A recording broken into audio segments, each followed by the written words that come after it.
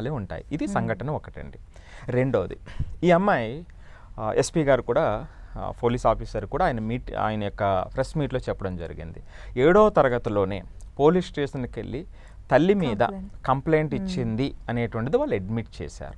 So ఎప్పుడైతే complaint ఇచ్చింది అంటే ఇప్పుడు వీళ్ళిద్దరి మధ్య జరిగినటువంటి వాతావరణం, వీళ్ళిద్దరి మధ్య ఉన్నటువంటి బంధం, వీళ్ళిద్దరి మధ్య ఉన్నటువంటి అనురాగం, ప్రేమ ఏ స్థాయిలో ఉందనేది మనం అర్థం చేసుకోవచ్చు.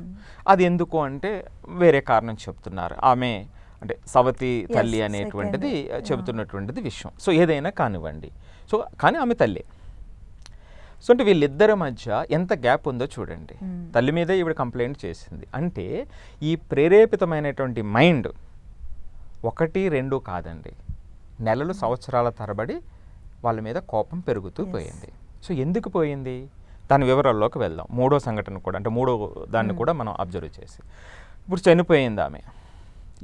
ఎవరు చంపేశారు అంటే ఆ తల్లిని ఈ అమ్మాయి ఎవరైతే ఉందో ఆ అమ్మాయి ప్రేమించినటువంటి వాడి తమ్ముడు కలిసి, అంటే వీళ్ళ ముగ్గురు కలిసి ఇంట్లో పూజ చేసుకుంటున్నటువంటి తల్లిని చంపేయడం జరిగింది. అతి కిరాతకంగా క్రూరంగా చంపడం జరిగింది. రైట్.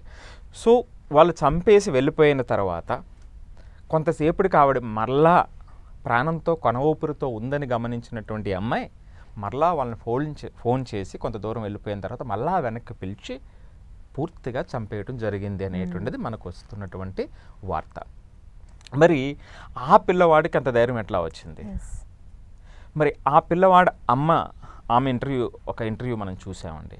చూస్తే ఆవిడ మాట్లాడేటువంటి తీరు కూడా దీనికి అగ్నికి ఆజ్యం పోసినట్టు ఆవిడ ప్రేరేపితం చేసింది అనేటువంటి విధంగా ఆవిడ మాటలు కనిపిస్తున్నాయి. సో ఆవిడని చంపడంలో తప్పే ఉంది, మంచిదే, అది కరెక్టే అనేటువంటి భావం. అంటే ఒక తల్లి వాళ్ళు ఆమె మాట్లాడే భాష కూడాను మనం చెప్పలేం, అలా ఉంది. ఇప్పుడు ఆమె మాట్లాడే విధానం చాలా క్యాజువల్ గా, చాలా ఏదో ఆనందంగా. అంటే ఎవరైనా ఇప్పుడు మనకి పరిచయం ఉన్నా పరిచయం లేకుండా ఎవరైనా చనిపోయారు, చంపబడిందంటే ఏదో ఒక తెలియనటువంటి ఒక లోపట ఒక బాధ కనిపిస్తుంది మనకి. ఆవిడ చాలా సో ఆవిడ అంటే